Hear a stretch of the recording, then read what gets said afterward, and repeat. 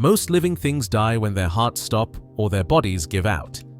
Starfish die by dissolving alive, arms sliding off, bodies melting into slime, leaving behind barely a trace. That sounds impossible for an animal famous for regrowing lost limbs and armored with calcified plates. So what force is brutal enough to shatter one of nature's toughest predators from the inside out? And how did this nightmare become one of the largest wildlife die-offs in modern ocean history? The story begins with a starfish, healthy and alien until the first cracks appear. A starfish is nothing like the animals most people know. It has no heart, no head, and no bones. Instead, its body is a living puzzle of ancient adaptations, each piece built for survival in a world of tides and predators. Under the skin, a starfish is armored with hundreds of tiny plates called ossicles. These calcified structures form a flexible skeleton, giving the animal its signature shape and a surprising toughness. The skin above them bristles with spines and tiny pincers, forming a living shield against would-be attackers and the constant grind of sand and surf. Movement comes from an even stranger system. Instead of muscles alone, starfish walk using hundreds, sometimes thousands, of tiny tube feet. These soft, sticky appendages are powered by seawater, pumped through the body in a branching network called the water vascular system. By controlling the pressure in each tube foot, the starfish can glide over rocks, pry open stubborn shells, and even cling to surfaces with a grip strong enough to resist crashing waves. The hydraulic control of those feet is a key advantage. Each arm is a self-contained unit, packed with nerves and muscles, able to sense and respond to the world around it. There is no single brain in charge, just a ring of nerves at the center, with radial nerves running down each limb like spokes on a wheel. This decentralized design means a starfish can lose an arm and keep hunting, or even regrow the missing piece over time. They are predators, not passive ornaments. Some feed on mussels and clams, using the hydraulic power of their tube feet to pull shells apart. Others hunt snails, barnacles, or even other starfish. Their bodies can squeeze through cracks, flatten against rocks, and recover from wounds that would kill almost any other animal. Their reputation for regeneration is legendary. Some species can rebuild an entire new starfish from just a single arm and a fragment of the central disc. Yet for all this toughness, every piece of the starfish anatomy depends on balance. The armor plates, the water-filled tubes, the living skin and connective tissue all must hold together, each system supporting the next. In a healthy starfish, these parts work in silent coordination, creating a creature that feels ancient, alien, and almost indestructible. But this same complexity, the very thing that makes a starfish so resilient, also hides the first signs of collapse. A healthy starfish doesn't give up its secrets easily. On the surface, its armor looks as tough as ever. But wasting begins quietly, deep within, long before the animal starts to fall apart. The first signs are almost invisible, a shift in how the starfish moves, or rather, how it stops moving. Where it once gripped rock with the strength of a fist, now its arms seem to sag, tube feet slipping instead of holding fast.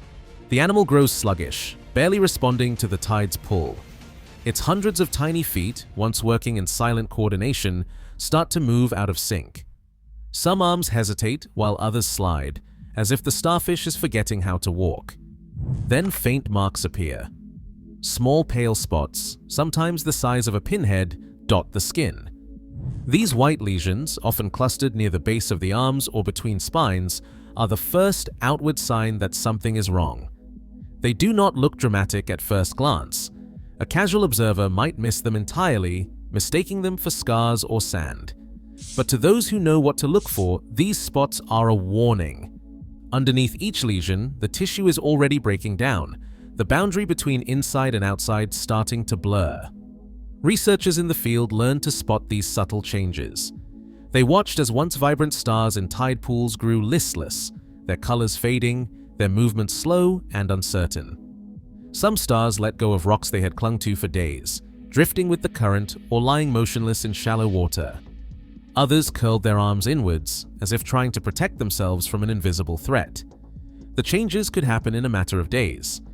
What started as a single pale dot might multiply, spreading across the body like a rash. The starfish, still mostly whole, is already losing the battle beneath its skin. At this stage, the animal is neither alive in the way it once was, nor dead in any ordinary sense. It hovers at the edge of collapse, every system strained. The first cracks have opened.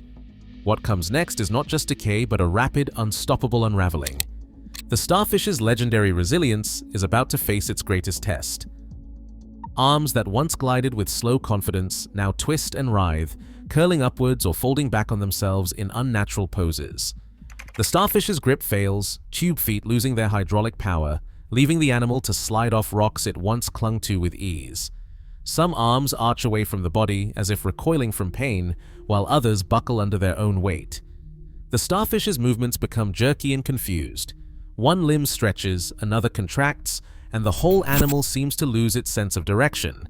Where the first lesions appeared, the skin begins to thin and tear. What started as a pale dot becomes a gaping wound, exposing the white, chalky plates beneath.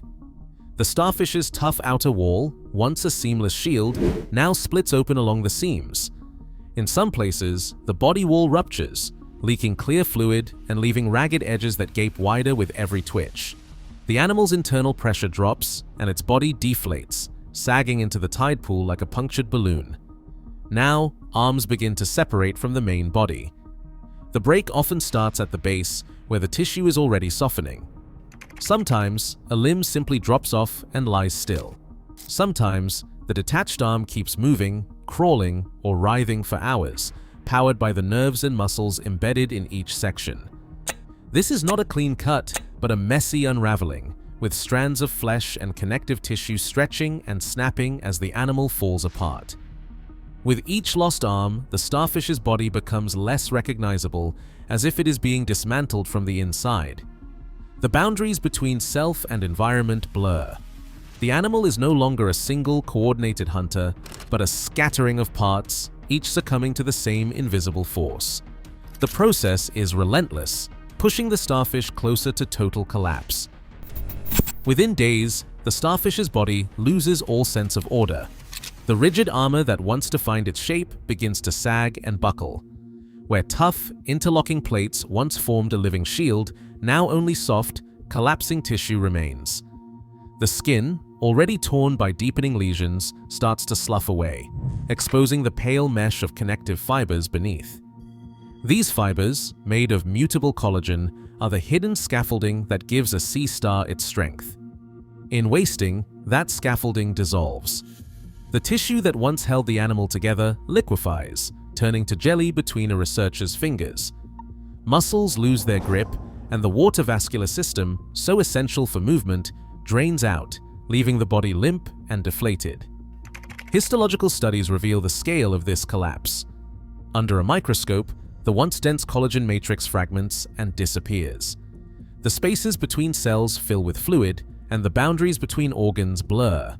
Enzymes, normally used for controlled repair and regeneration, now run unchecked, digesting the starfish from within.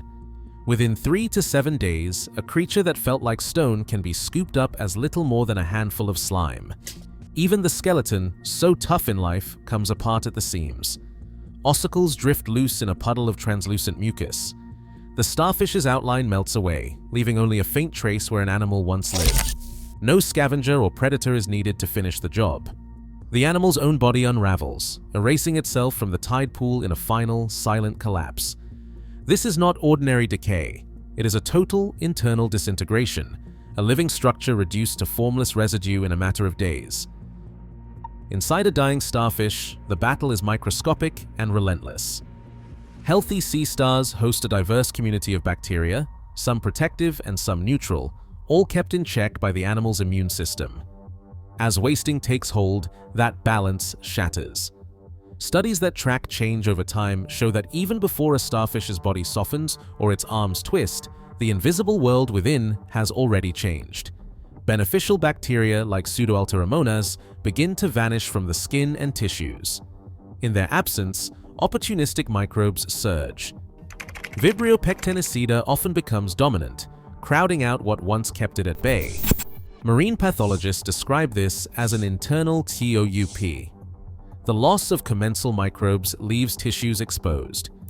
Without their usual defenders, the starfish's immune system falters, allowing Vibrio and other bacteria to multiply unchecked. These invaders do not just settle in, they attack, releasing enzymes that break down collagen and connective tissue. The starfish's own body, once held together by a living matrix of fibers and cells, becomes a battleground for microbial expansion. Lab experiments confirm the pattern. Fluids from 6 stars teeming with Vibrio can trigger wasting in healthy animals. The disease does not begin with a single invader, but with a collapse of microbial order. As the balance tips, what was once a stable partnership turns hostile. The result is a runaway bloom of pathogens, each feeding on weakening tissues, hastening the starfish's descent from armored predator to a dissolving wreck. Regeneration is the starfish's signature trick, an ability so extraordinary it borders on science fiction. When an arm is lost to a predator or an accident, new tissue sprouts from the wound, rebuilding nerves, muscles, and skin, cell by cell. Beneath the surface, this process never really stops. Even in perfect health, the starfish's body is a construction site in miniature. Cells are always dividing, scaffolding is being laid down and torn away, and damaged parts are quietly replaced. This continuous turnover is what lets a starfish survive brutal injuries and outlast most threats in the tide pool. But this same machinery, so finely tuned for self-repair, can become a liability. The collagen that holds a starfish together is designed to loosen and tighten on command, allowing arms to flex or detach in emergencies. When disease or stress scrambles the signals, the system goes haywire. Enzymes meant to heal begin dissolving tissue. The boundaries between new growth and old structure blur until the starfish can no longer tell friend from foe inside its own skin. Some researchers wonder if the very trait that makes sea stars legendary survivors also leaves them exposed. Their bodies are built for change, not for stasis. When the balance tips, the machinery of regeneration does not save them, it speeds up the unraveling. Instead of rebuilding, the starfish's tissues melt away in a runaway loop of failed repair. In the end, an animal famous for its ability to regrow itself becomes undone by the same restless biology.